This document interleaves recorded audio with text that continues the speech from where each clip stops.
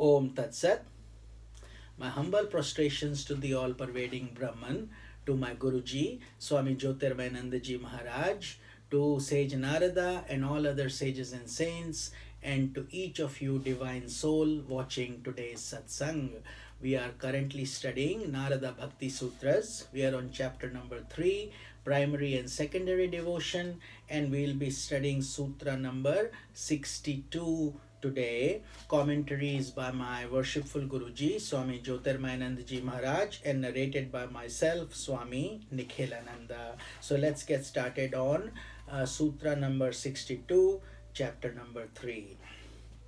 It is Na Tat Siddhau Loka Vyavaharo Heyaha Kim Tu Phalatyagaha Tat Sadhanam Cha Karyameva. Slightly long sutra. Let's repeat it.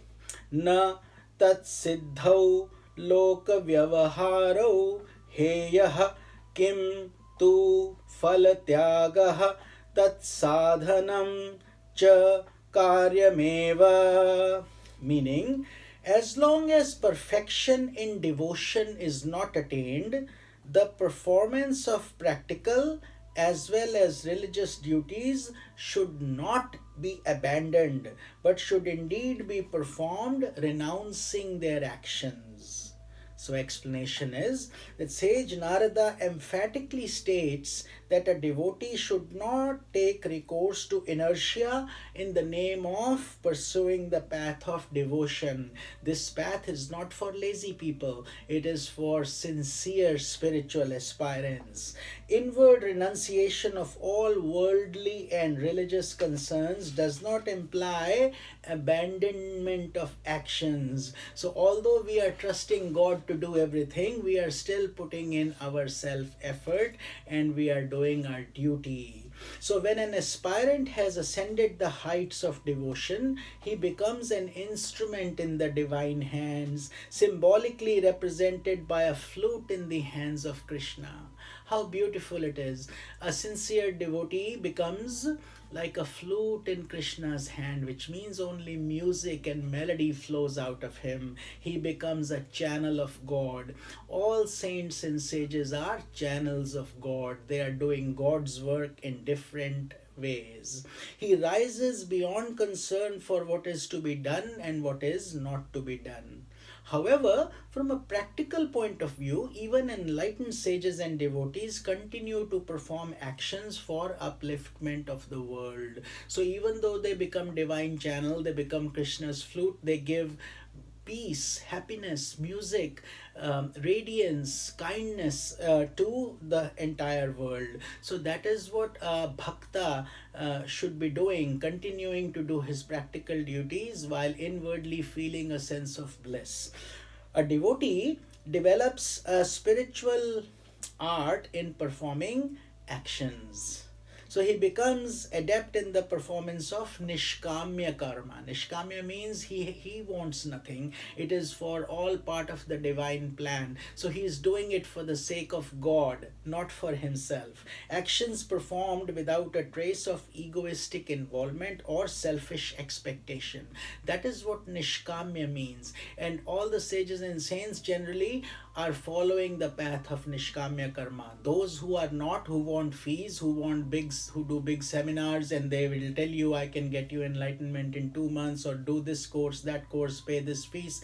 Know that that is all worldly trap that will just keep you at that surface level. To go to a sincere spiritual teacher, you will need to bow down and he will not expect anything from you. What can you give to somebody who gives you the ultimate knowledge of liberation?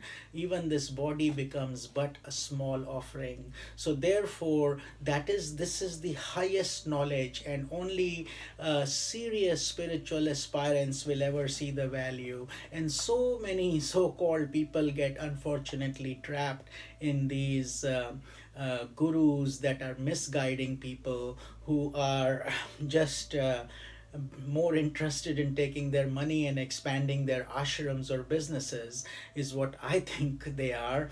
And therefore, a true guru will not easily become available or visible. You have to make the effort to reach to him. So not only does a devotee act in the spirit of worshipping the Supreme Self, but he also offers the fruit of actions to the lotus feet of divinity. So, therefore, these high level sages and saints and sincere aspirants who are on this path, they are agents of God. They don't want to do anything for name or fame or ego or money, although practical needs are there.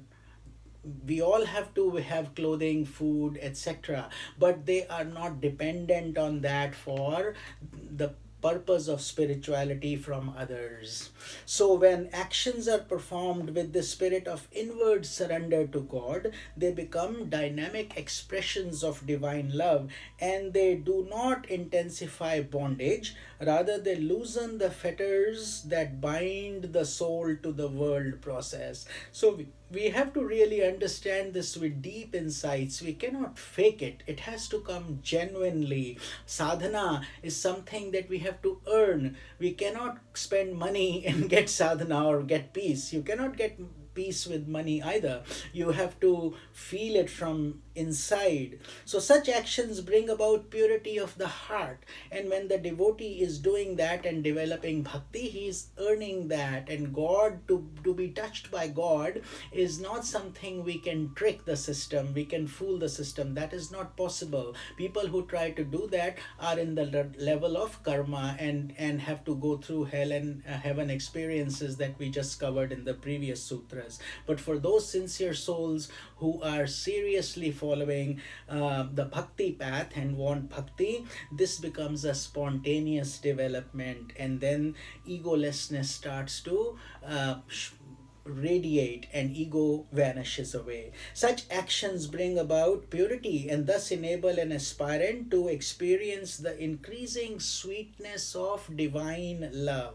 And that divine love, imagine just a little love towards our child or towards our mother is so much. So imagine the creator who has created the whole cosmos. Once you get to touch him, how would you feel? What kind of love would you experience? That is what this Bhakti Yoga sage Narada is trying to give us, that gift. So in turn, as a devotee continues to experience the mystic joy of pure sentiments emerging from his heart, he becomes increasingly selfless and detached from actions and their fruits. So therefore, this is the same teaching as Bhagavad Gita. Like Lord Krishna told Arjuna, Karmanyavadhikaraste ma phaleshu kadachana. You are only required to do your duty and not be attached to the fruits of the actions, the fruits of the actions that result.